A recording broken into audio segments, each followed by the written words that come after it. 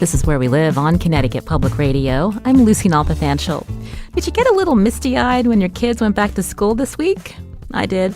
But going back to school is not as easy as remembering to pack a lunch and a mask. Some households have immunocompromised family members. And this year, Connecticut schools do not have to offer virtual learning. So what decisions will these families have to make? It's the focus of one story in a series this week by Connecticut Public Radio's Investigative unit, the Accountability Project. We'll talk about those stories today, and you can join us too. Find us on Facebook and Twitter at Where We Live. Joining me now from Zoom is Walter Smith-Randolph, investigative editor and lead reporter for the Accountability Project. Walter, welcome back to the show. Thanks so much for having me, Lucy. It's great to be here. So we know that your education series, you and your team, hit several important issues, but I wanted to start with an update on the resignation of UConn President Tom Chatouleas, you and your reporters covering that this summer. What's the update related to the relationship the former president had with the board? Yeah, so we've been digging into that relationship by looking through emails and through FOIA requests and also talking to some folks that are on campus. But it just seems that the former President Tom Chatouleas, it just seems like he didn't go the way that the Board of Trustees was used to. It seems to be like there was a lot of backroom dealing in that the meetings are kind of pre-orchestrated. And it seems like he didn't go along with that. And that's where the rift came in. How unusual is it for the way the Board of Trustees operates at UConn versus other boards, Walter? It seems like a lot of universities do the same thing so that way, there isn't any disagreement that the public can see. But again, it is supposed to be a public meeting. People are supposed to attend, and there are also supposed to be some discussion about some of these agenda items. And that's not what's happening. That's happening behind closed doors. And when you get to a meeting, and as you'll hear in our story, you'll see, there's this multi-million-dollar package and everyone just agrees on it. There's no discussion. So this wasn't the way that Tom Chatouleas was used to operating. And we know that he put in his resignation just 2 years after becoming president. So a lot of attention on that and this rift between him and some members of the board. I'm thinking, not good optics for a university that needs to recruit a new president. But meanwhile, there's an interim president. What can you tell us about him? Yeah, he's an interim president. I can tell you that he is familiar with University of Connecticut because he has been leading UConn Health, which includes the hospital, the dental and medical schools, and the research facilities for about 6 years. But he does not have really an academic background. So that kind of, raised the antenna of some folks on campus. But Jackie Rabe Thomas was on campus when he was driving around in a golf cart, helping students move in. And no one really wants to talk about the past. They kind of want to move forward and say, we're looking towards the future. Right. And that's Dr. Andrew Agwanobi. Something that struck me in the story when we think about public employees, now that he's interim president, he'll be making over $800,000. Walter, we're in the wrong business. Yes, we got to become university presidents. But there has been attention on the contract for former President Chatouleas as well. And so he, like the other president we had, Susan Herbst, able to now be faculty. When you and your team were talking with legislators, do people see this, the contract being too generous when they become president, decide to leave, and then they can stay on and have a pretty sweet deal as faculty? Yeah, it's not unusual, for a president to step down and to stay on campus. This just happened with the University of North Carolina at Chapel Hill, their journalism school dean. She stepped down and she's going to remain on the faculty. But the difference here is that his contract said that if he resigned without cause, he would be entitled to post-presidency benefits, including a rate of pay equal to the highest base rate payable to a 9-month faculty member. So basically highest paid faculty member. And, we talked to some legislators and they were not happy about that. They call it an elevator clause and they said moving forward, they don't want that in the contracts.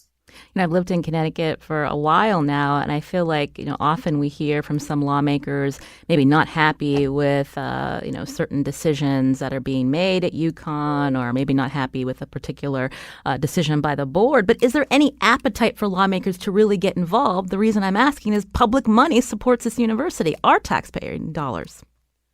Yeah, it seems like this, again, raised the antenna of many people, and so I think that they will be keeping a closer eye on what's happening. The person that we talked to was Senator Slapp, and he is on the Higher Education Committee, Senate Chairman of the Legislature's Higher Education Committee. He said that there were, Castoulis had bigger plans for scholarships and tuition. Slapp also used to work for the UConn Foundation, which is the school's fundraising arm. So he knows a lot about what's going on. So I just think this, puts UConn kind of in the spotlight for people to be watching and to see how this all plays out. So I'm guessing there might be more to this Yukon story, Walter? Oh, yes, we're still looking. We're still looking. We're still waiting for some emails to come in as well. So Jackie Rabe Thomas will probably have a part 3 of this ongoing saga now. This is Where We Live. With me on Zoom, Walter Smith-Randolph, who's investigative editor and lead reporter for Connecticut Public Radio's Investigative unit. That's the Accountability Project. I mentioned this series of education stories that you rolled out. And let's talk about, we know that the state is mandating that teachers and staff have the COVID vaccine. Who did you speak with, and what did you learn from school districts about how they're monitoring this? Yeah, so Jackie Rabe Thomas and our data reporter Jim Haddadine, they went to Hartford Sand Elementary School and spoke to a teacher named Victoria Shears. She's a resource teacher, specializes in special education, and she was, moving back into school. We also have some sound in that story from Governor Ned Lamont. And so we also talked to the Hartford superintendent about how this vaccine mandate is being rolled out. When we started this story, we sent out a survey to all the superintendents across the state to say, ask them how many of your staff members are vaccinated, how are you keeping track of it? And this was actually before the governor issued the mandate. So when you put out that survey, how many of these school leaders actually knew what their staff vax rate was? So 45 folks responded to the survey, and only 10 of them said they knew for sure exactly how many of their faculty or their school workers were actually vaccinated. 10 out of 45.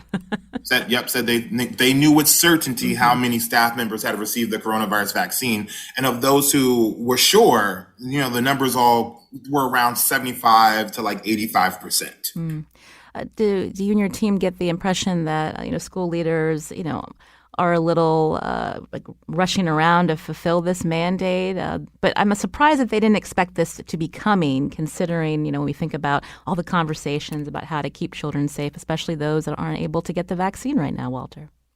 Yeah, absolutely. It seems like they were running around trying to figure out, because it creates another burden for some of these school districts, because then it becomes, well, who's going to check the vaccine mandate? How are we going to check this? And then who do we report it to? And those are all things that the state and the state education department, state health department, they're still trying to figure out, because their deadline is until September 27th. Now, the teacher that we did speak to, she says that it helps reassure her, makes her feel safer. But again, some of these superintendents and some of the administrators, say that this creates an extra burden for them. And also, it kind of came last minute. It came just a few weeks before school started. Right. You mentioned Victoria Shears. Let's hear from her right now. I feel like I can relax a little bit more. Mistakes happen. A kid's mask might break, and you just never know, and I just feel like I have that extra layer of protection. So I definitely think it was the best decision for myself. And you can hear that she feels reassured. It sounds like she had a mask on when you were talking with her. Yeah. When we talk more about the decisions for parents and families, even staff, to head back to school, we know that some vaccines, even though they're available, not everyone can take them. And you decided to focus on immunocompromised family and the decisions they have to make, because there is no mandate for schools to have virtual learning. What did you find out? Exactly. The state told school districts, earlier this summer that they were not required to have a remote learning option. And so we talked to 2 families in a Fairfield school district where they have students in the school district, but they're, for various reasons, their families are immunocompromised. And so with the school starting, they were trying to figure out if the Fairfield school district was going to offer some type of remote learning option.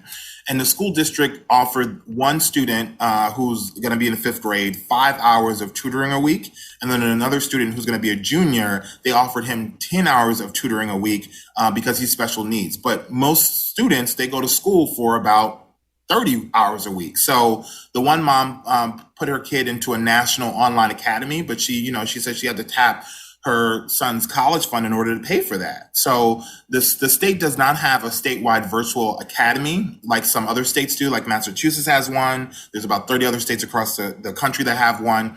And so Connecticut is trying to come up with a plan for that, but they don't have to present the plan to the legislature until 2023. So we've been in this pandemic for 18 months, and the plan is not due until 2023.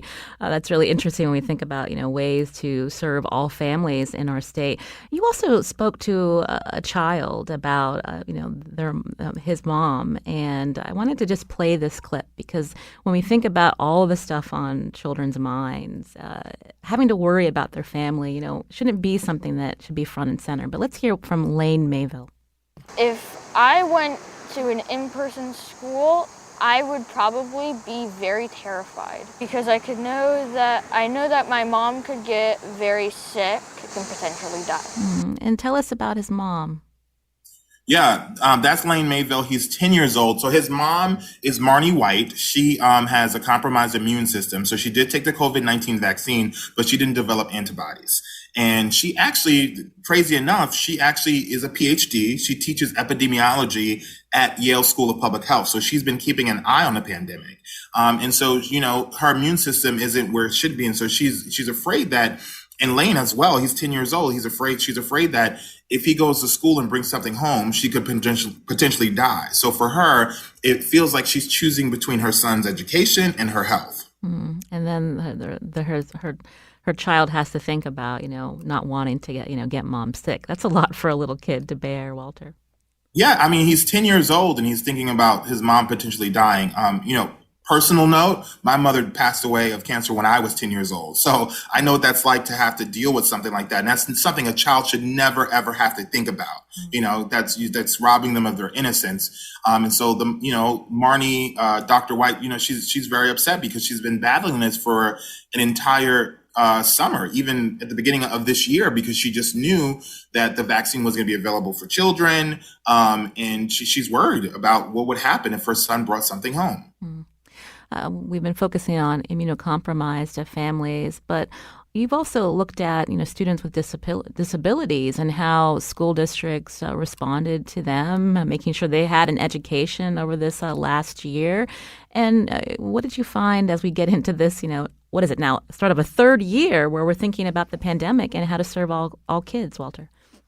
Again, our all-star team, Jackie Rabe Thomas and data reporter Jim Haddadine, looked at the numbers that they were able to get from the State Department of Education, and they found that last school year, 1 out of every 4 students with autism were chronically absent, which was twice the rate compared to before the pandemic. Meanwhile, 1 in 3 students with ADHD and over half of those with emotional disturbance miss excessive amounts of school. Wow, 1 out of every 4 students absent. You spoke to a mother, Kiamari Sotillo from New Haven. Her oldest son has autism and ADHD. She said it was hard to get her son to even agree to online learning. Let's hear from her. To him, learning happens in person. Some people thrive off being in a classroom, interacting in person, hands-on, touching the materials. So he struggled. He has really struggled. And I feel like this year it's been a wash. He really didn't benefit. So she was talking about the last school year. And so what does that mean for the start of this year, Walter? Well, for her situation is a little different because her son graduated high school during the pandemic. But he's supposed to get some services to transition to his career. So he did sign up to take courses on how to become a plumber, but he's still waiting to hear back if those courses will be in person.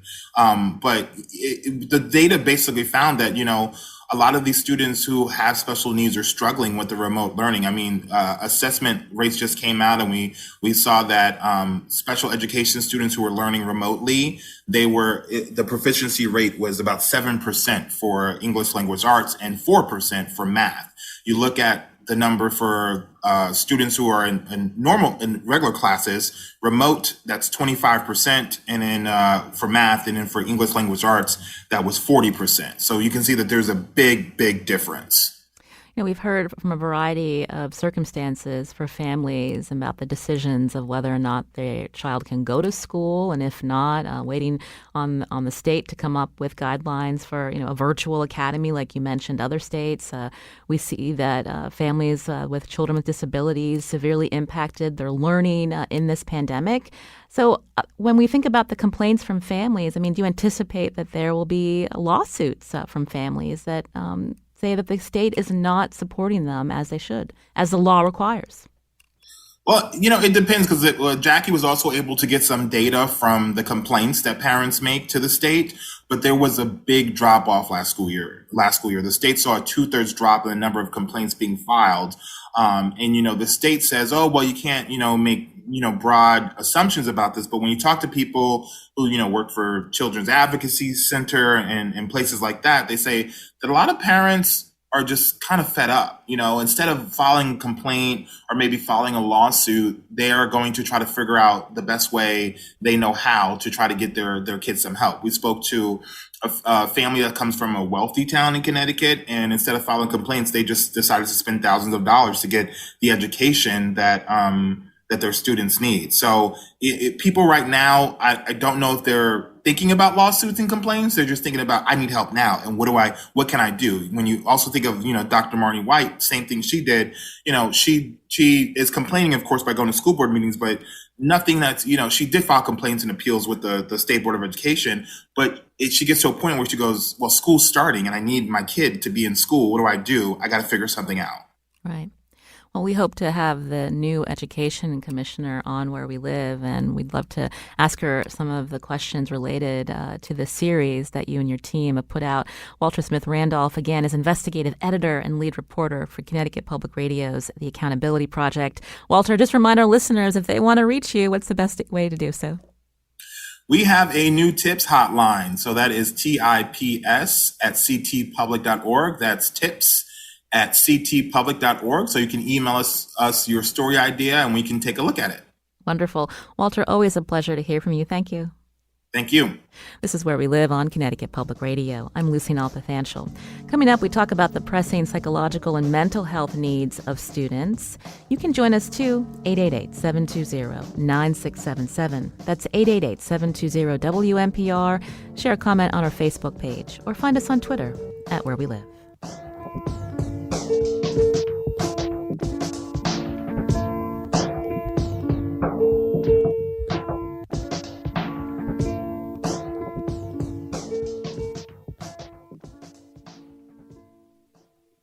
This is Where We Live on Connecticut Public Radio. I'm Lucy Nalpathanchel. The start of the school year is an exciting time, but we can't forget the last 18 months have been anything but normal. So what sort of support will children need from their school districts? My next guest says there's a definite need because new findings suggest a doubling of rates of disorders such as anxiety and depression among children and adolescents during the pandemic. On Zoom right now is Dr. Sandy Chafouleas, who's a Board of Trustees Distinguished Professor of Educational Psychology. She's co-director of the Collaboratory on School and Child Health at the University of Connecticut. Sandy, welcome to the show. Thank you. Good morning. So when we think about rates of diagnosed mental and developmental disorders, what do we know about them before the pandemic and now that we've been in this 18 months, Sandy?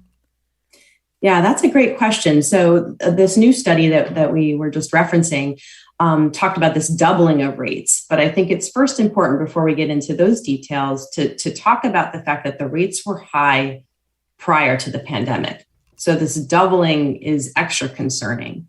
And by the doubling, there was a brand new study just out last month in JAMA Pediatrics that basically combed all of the literature from all the studies from January of 2020 to March of 2021 to look for keywords around adolescents and children, depression, anxiety, and COVID. And they found 29 studies. And so they kind of melded, they did a meta-analysis where they combined the results from across all those studies and found that our rates are about 25% for depression and 20% for anxiety. So that's about 1 in every 4 to 5 children. And that's double what we saw generally. As a parent, that really is concerning, right? Because you think about, you try to do everything right for your child. And, none of us were expecting this pandemic. We're all trying to do the best we can. And now that their kids are back in school, most of them, it's important to ask, what are school districts and schools doing to support children who are dealing with anxiety and depression? Can you talk about some of the factors that lead to that, Sandy?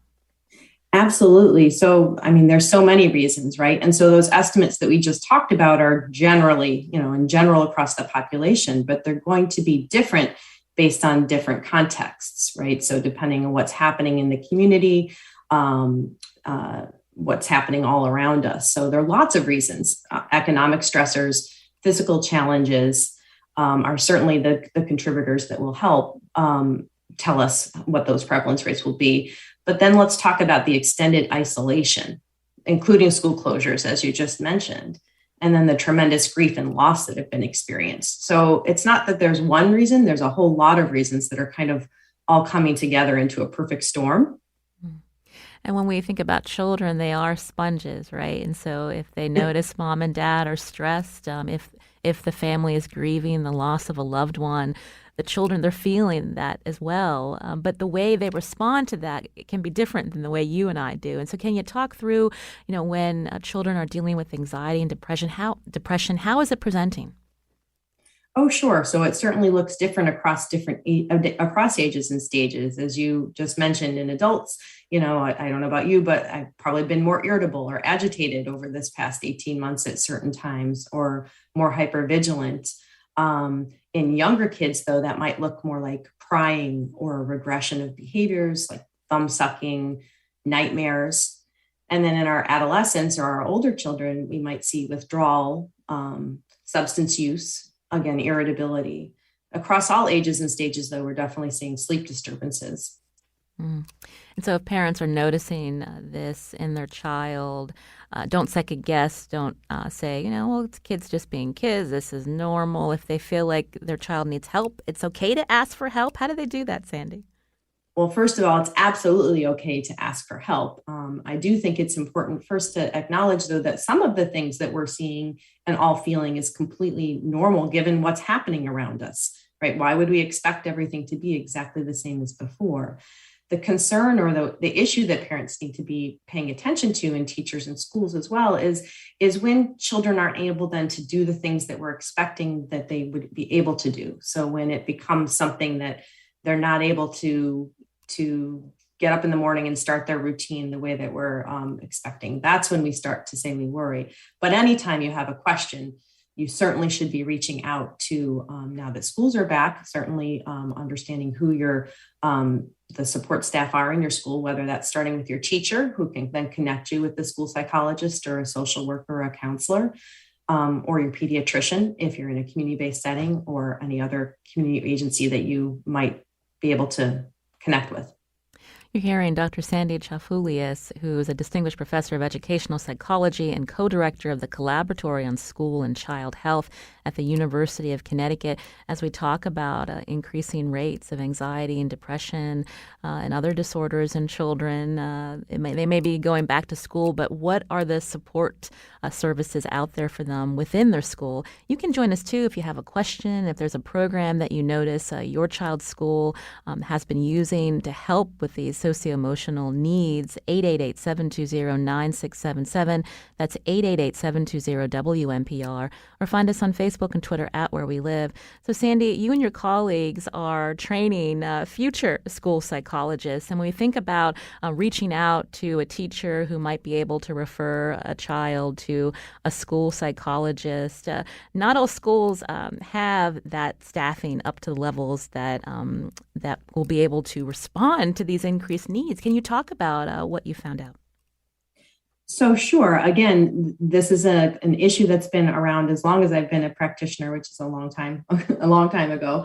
The shortages or the recommended ratios from our national organizations for school psychologists, and pretty similar for school counselors as well, would suggest that we don't have the numbers in schools. So employed by schools that are recommended. NASPRA, the National Association of School Psychologists, for example, recommends one school psychologist for every 500 students, but the estimates suggest it's really more like nationally about one to every 1,200 students. So if you think about that, it's like instead of having 25 students in your class, it would be like having 60. Wow. So talk through more when we think about the staff that's needed in schools. Oh, who are we talking about? So it's psychologists, social workers, counselors. Yeah, we definitely need the staff in schools, and we also need the community connections to build our partnerships within our local context and our agencies, because we can use schools as the primary setting for accessing, or kind of being like the coordination hub. So if a school can't provide something that a child needs, maybe it's more intensive than what a school can offer. School should be the place to help identify those needs and then connect to what's needed. We've heard a lot in this last year and a half concerns about learning loss. But when I think about young children and the social skills that they learn and how this has all impacted them developmentally, can you talk about that and how school staff can respond when they see a child that might be a certain age, but maybe is lagging in a particular developmental skill that in normal times might have been there?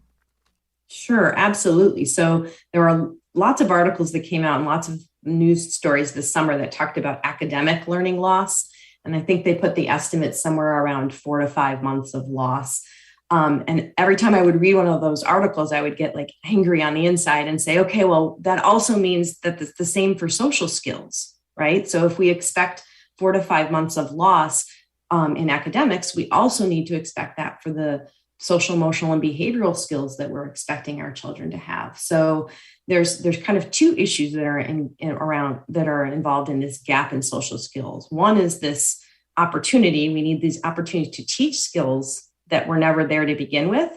So if you think about it, all of those kindergartners that are coming into first grade right now, should we expect that they have all of the social skills of a first grader when they haven't had the opportunity to do things like take turns, share, pass things nicely, organize things, when you come in, put your shoes here, your red folder here, all of those things. So we do need to expect that, just like on the academic side, that we provide the time to learn, particularly with our youngest children. And then for all of us, even us as grownups heading back into the workplace, make sure that we have the opportunity to practice, because we're a little rusty, right? It's like getting back on a bike after 20 years, maybe. I don't know when the last time you rode a bike was. But it's two things. One is the opportunity to teach it, the skills that were never learned. And then two, to give the time to practice the skills that we had. So we've been talking about learning, not just a learning loss, but thinking about the developmental skills. But talk about the connection between that and when we think about a child's mental health or physical health, Sandy. Yeah, so it was really interesting. We were working in a school toward the end of June, and we were doing some pilot projects around building kind of these skills and some social skills, but around building positive emotion skills. And we just on off chance embedded some arts activities into those programs. And we had gotten a note back from the teacher, first grade teacher at the end. And she had exclaimed at how important it was that we did both of those things, because she had realized how far behind some of her kids were with basic things like think of cutting and gluing and coloring. So I don't know why it surprised me at the time, because I kind of know this, but I said to myself, oh my gosh, you can't disconnect anything. Everything is interconnected. It's the same reason why we're seeing mental health challenges, right? It's not because we have just mental health challenges. It's because we're experiencing physical challenges, environmental challenges, financial challenges. So the idea that learning and health are connected, are interconnected and intertwined is something that we're certainly understanding now more to a degree than we ever have before. I'd love to hear from some parents who may be making certain observations with their children, and now that they may be in school, how do you see your school or teacher responding to those needs? The number 888-720-9677, or find us on Facebook and Twitter at Where We Live. We learned that obviously mental health professionals, counselors, social workers, there aren't enough for children in schools across our country. But when we hear that, what resources or support do teachers have that they can be prepared for this school year to respond to those needs that they're seeing, Sandy? Sure. So that's, I think, the million-dollar question and the perfect question, because although I certainly advocate that we need to have more school mental health professionals in schools, I also think that what we need to do is be engaging in a prevention focus. I've talked in the past about this thing called behavioral vaccines. So just like we all are going out, or we all should be going out to get our physical vaccines, there's an idea behind the idea of the behavioral vaccines. So the small things that we do for everyone, the whole population, the general population, that we all need right now. And they really simple things like a warm greeting or a written note like, hey, great job on the show today, right? Or for kids, especially, and adults, aerobic playtime. So that recess time. Or it could be something as simple as intentional breathing exercises. So these really small things that everybody should be doing and engaging in that don't necessarily require a school mental health professional. They maybe can help you learn how to do those things, but everyone in the school, from the bus driver, custodians, teachers, can help build this foundation where we have a really strong core. The NEAG School of Education, a lot of teachers coming out of these programs in Connecticut schools, also social workers and school psychologists. And I'm wondering, when we look at how Connecticut schools fare, we hear about shortages nationwide. But in terms of how Connecticut has responded to this, what have you heard from your colleagues about what schools in our state are doing to respond to these needs, Sandy? Well, they're doing a lot. So first, I want to give a big shout out to all our school staff that are out there right now, because it has been, as you had started in your beginning of your show, a very challenging 18 months. And the summer is no exception for our educators who have been trying to pivot as the routines continue to change, right? To make sure that we're ready to be as supportive as we're able to be with the resources that we have. So, everyone has been working on social emotional programming, what that's going to look like. Some schools have been creative in being able to give their principals autonomy to say, take that first week and do with it what is best for what's best for your school and the kids that are in your school. A lot of it is focused on reconnection, play, re-engaging in what would be a normal school experience. I like that idea that, thinking about how to structure class time and giving teachers more flexibility just to connect with their students and not worried about the next following the certain curriculum or getting them to their next class, Sandy. Yeah. How about some fun, right? We probably could have used fun before the pandemic too, but thinking about fun. And it could be something as simple as, I see this recommended a lot, is like a 2x10 strategy. So it's taking 2 minutes for 10 days to focus on 1 or 2 or 3 students and really connect and build that relationship with them. And then you rotate through your class till you've got through everybody, but you focus on a targeted few at a time to really solidify that relationship. And there's no like predetermined set of questions. It's just like hanging out and talking and connecting, learning about what's going on in their lives. Mm-hmm. I feel like there's always, it seems like the catalyst for these kinds of conversations about taking time and to connect and to ask people, how they're feeling. It's always related to catastrophic events, right? So my producer, Tess, she remembers after the Boston bombings, her teachers spent time in the classroom, checking on them, talking about what they've seen and what they've all been through. But it is interesting when we think about this pandemic. It's been traumatic for many people. But, lessons that we can learn, Sandy, as we, think about getting out of this pandemic and how to be more responsive just in general. Yeah, I think you just hit the nail on the head in terms of we need to be doing this with outside of the pandemic for in perpetuity.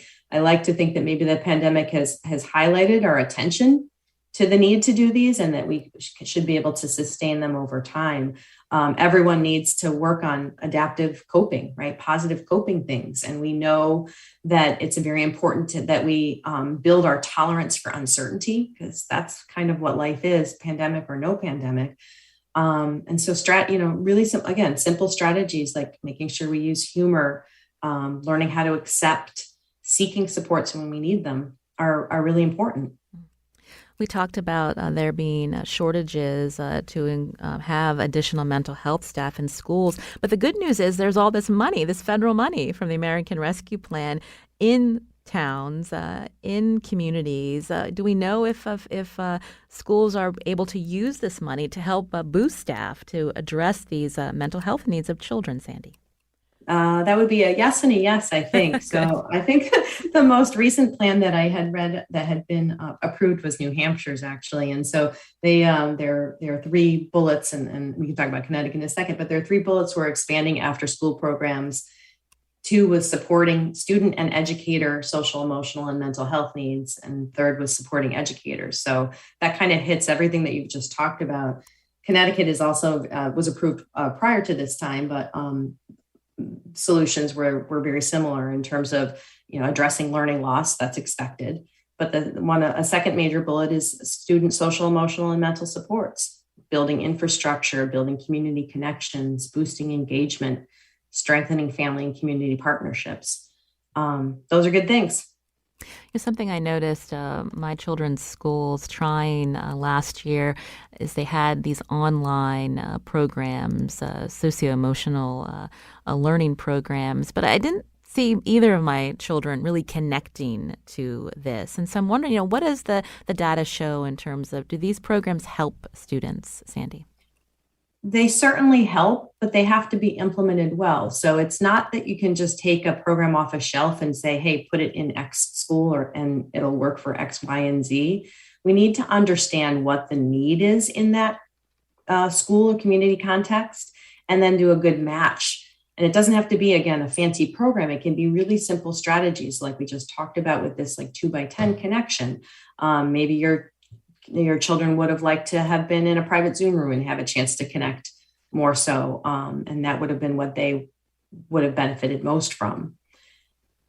You're hearing Dr. Sandy Chafouleas, who is a distinguished professor of educational psychology and co-director of the Collaboratory on School and Child Health at the University of Connecticut, as we're talking about how schools should respond to children and their mental health needs. You can join us, too. We're going to take a short break. Here's the number, 888-720-9677. That's 888-720-WNPR, or find us on Facebook and Twitter at Where We Live.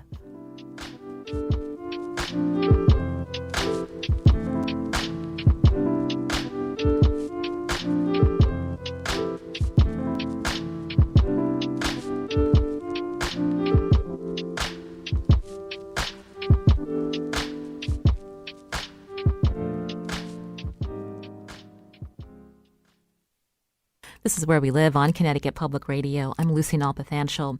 Coming up tomorrow, the U.S. military mission in Afghanistan ended August 31st. The State Department says 123,000 people were evacuated, but not everyone got out. On the next Where We Live, we hear from Connecticut residents who have relatives still waiting to be evacuated, and we talk with local refugee resettlement agencies about their efforts to extricate and settle Afghan refugees in Connecticut. And do you have questions about how you can help? We hope you join us tomorrow. Now, today we're talking about how schools can respond to the mental health needs of children now that the school year is underway. My guest today on Zoom, Dr. Sandy Chafouleas, Distinguished Professor of Educational Psychology and co-director of the Collaboratory on School and Child Health at the University of Connecticut.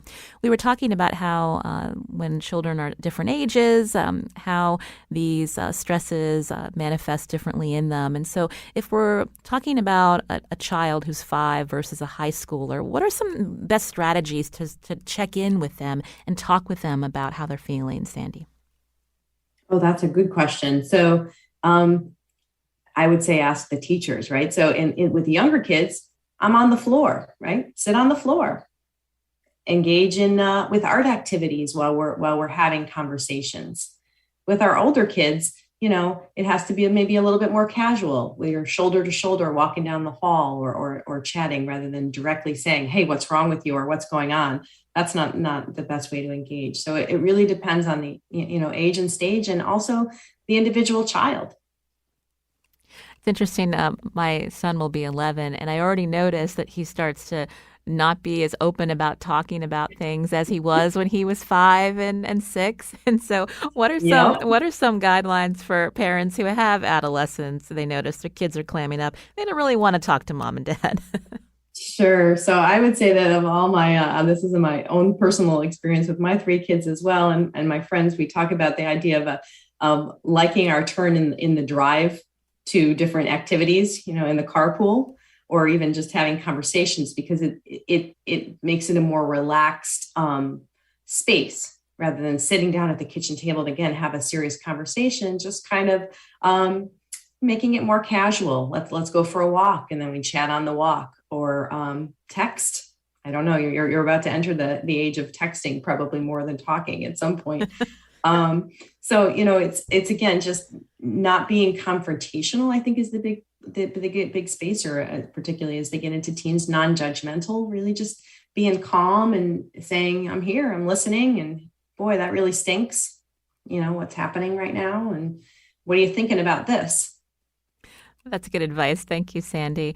When we were talking earlier about there being a shortage of mental health professionals in schools, you and your colleagues have also found that there aren't enough culturally and linguistically diverse school psychologists. And so can you talk about the need there and how to address that? What's happening in other states? Is Connecticut being responsive? Sure, absolutely. So the same trends that we see in our school mental health staff are the same things that we see in our educator staff. So, there's a big push right now to make sure that we're using a multi-pronged strategy. So everything from recruitment of talented people into teacher ed and school psychology programs to starting in high school, even, because I don't know about you, but I didn't really know what a school psychologist was until I was getting ready to apply to grad school. So getting out there and telling people what these jobs are and how cool they can be to work in is an important pipeline kind of programming thing space.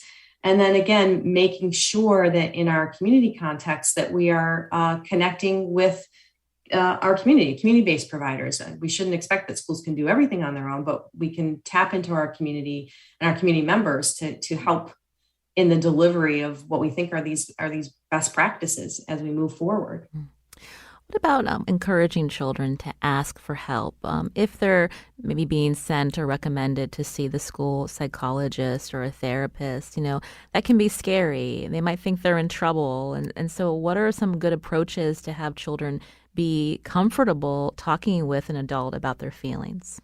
That's a good question. And I think, again, that's one that maybe might get a little bit easier for us as our society is progressing as a result of COVID. And then even something as simple as the Olympics that we see this summer, and the conversations about being open to talk about mental health are much different than what we saw maybe just a few years ago. So the first thing is to make sure that you're in your school, that students know who they are and where they are. So back in my practitioner days, we would spend the first week going around to classrooms and just chatting with kids and talking to them about who I am and where I am and what I do. So that's a first really important step. And again, The second part was, if you do see something that's of concerning, not to make it seem alarmist. Like, you can, let's say you're having a conversation with the child and you're concerned about something that you're hearing. You don't freak out about it. You say, hey, that's really interesting. I'm glad that you shared that with me. Let's talk about that a little bit more. Would you mind if I connect you and we go talk to someone else about that? And hey, I'd like to walk you down to that person's office. Let's go together if that's what's needed. When parents are used to taking temperatures these days, and you're not supposed to send your child to school if they're sick with fever or some other illness, but what would you say to parents in terms of rethinking, taking a sick day because they know their child might be struggling? They need a mental health break. How would you advise parents to think about a sick day for this?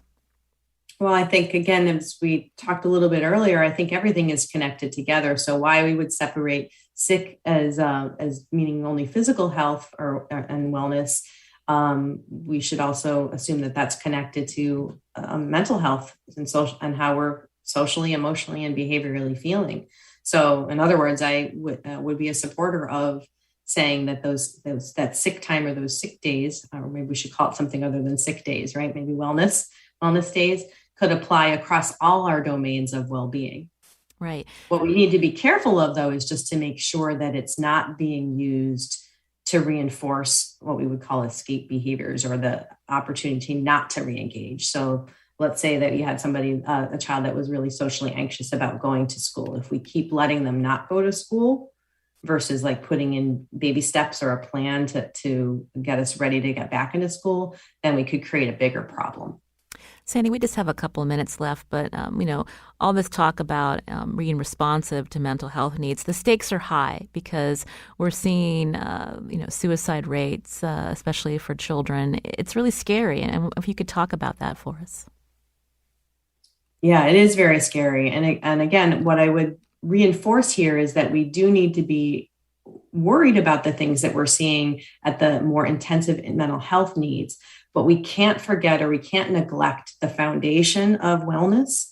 So, mental health and well-being, it's not just the absence of disease. So we're not just trying to decrease anxiety and depression and suicide rates. What we actually want is a mentally well society, right? We want our kids and ourselves to be well. And we do that by having a really strong foundation of, I talk about it as the 4 Ps in the work that I do in terms of making sure that our physical setup is there. So making sure we have nutritious food, good sleep habits, even access to technology. Then we talk about it as having predictable routines. So we have control and we have certainty when we have predictable routines. And then we have positive relationships, which we already talked about. And then pleasure, which we also talked about, is putting fun into your day. So if we put those 4 Ps as our foundation, we can reduce the intensity of the severe mental health problems, but we also make ourselves as a society well. We have well-being. Well, Sandy, this has been a really important conversation. Thank you so much for your time today. Thank you.